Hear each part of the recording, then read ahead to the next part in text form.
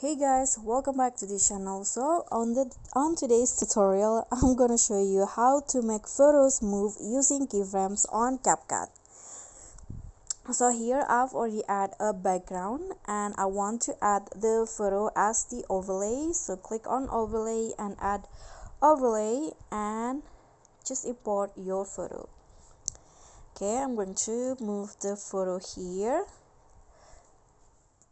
like this, and then you can just click on the photo and use keyframe.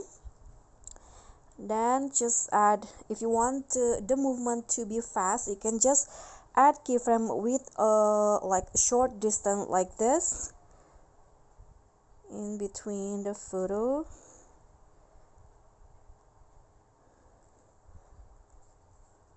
Okay, I'm going to just move it again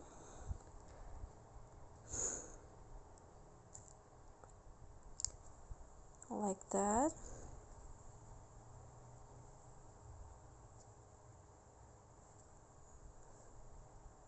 So just move the photo to the direction that you like. Okay, and after this your photo will move like this.